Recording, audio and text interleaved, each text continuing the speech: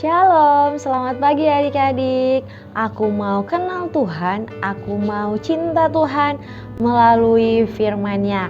Ya adik-adik, bersyukur pagi ini Lau Semela bisa menemani adik-adik dalam renungan pagi sekolah minggu GKTB.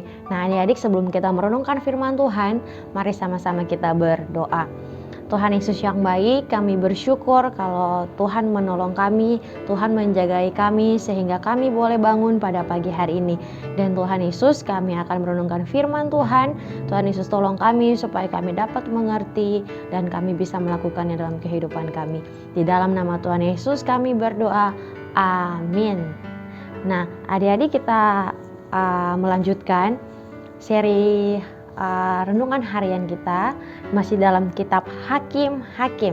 Nah hari ini kita mau belajar tentang dua hakim, yaitu Elon dan Abdon.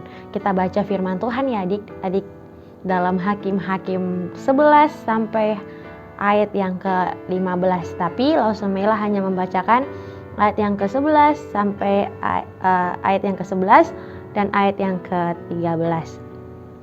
Sesudah dia, maka Elon orang Sebulon memerintah sebagai hakim atas orang Israel. Ia memerintah atas orang Israel 10 tahun lamanya. Ayat yang ke-13, sesudah dia, maka Abdon bin Hilel orang Piraton memerintah sebagai hakim atas orang Israel. Nah adik-adik yang dikasih oleh Tuhan kita Yesus Kristus, sebelumnya kita sudah mendengarkan renungan tentang Hakim Ebsan. Ya, Hakim Ebsan.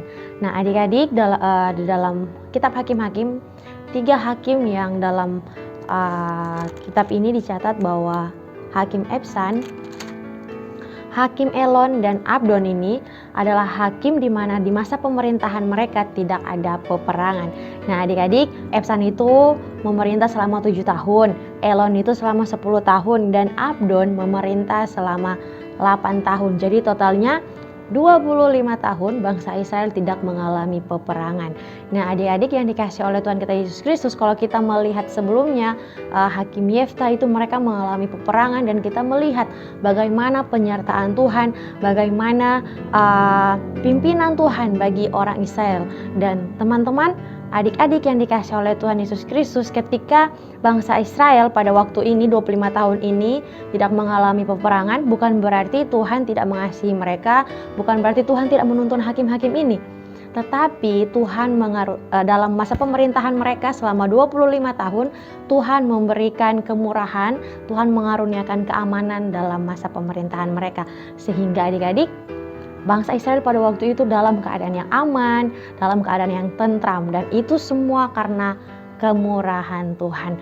Nah adik-adik yang dikasih oleh Tuhan kita Yesus Kristus, dari sini kita bisa belajar bahwa dalam keadaan kita senang, dalam keadaan sulit kita pun Tuhan ada bersama-sama dengan kita.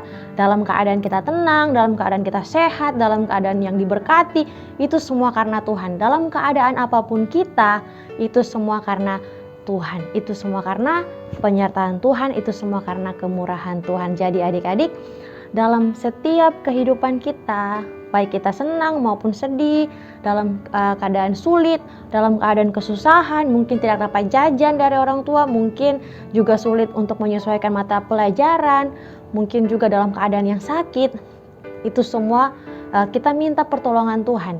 Dan dalam keadaan kita senang pun, dalam keadaan kita bahagia, mungkin kita dapat juara kelas, ataupun kita diberikan mainan baru sama orang tua, atau apapun itu, adik-adik percaya bahwa itu karena kemurahan Tuhan, bukan karena kuatnya kita, bukan karena hebatnya orang tua kita dalam bekerja, bukan karena gaji mereka besar sehingga mereka bisa berikan apa yang kita inginkan. Tidak adik-adik, tapi itu semua karena Tuhan. Jadi adik-adik, andalkan Tuhan dalam setiap kehidupan kita, dan percayalah bahwa Tuhan selalu menyertai kita, anak-anaknya yang selalu berharap dan mengandalkannya. Amin untuk kebenaran firman Tuhan. Mari sama-sama kita berdoa. Tuhan Yesus yang baik, kami bersyukur untuk firman Tuhan di pagi hari ini, mengajarkan kami bahwa Tuhan ada dalam setiap langkah kehidupan kami. Tolong kami Tuhan, dalam keadaan sulit, dalam keadaan senang, kami terus bersyukur kepada Tuhan, kami terus mengimani bahwa Tuhan yang memberikan itu semua kepada kami. Terima kasih Tuhan, kami akan melanjutkan aktivitas kami Tolong kami supaya kami terus mengandalkan Tuhan, supaya kami terus menjadi anak-anak yang takut akan Tuhan. Terima kasih Tuhan Yesus, kami berdoa dan kami bersyukur. Amin.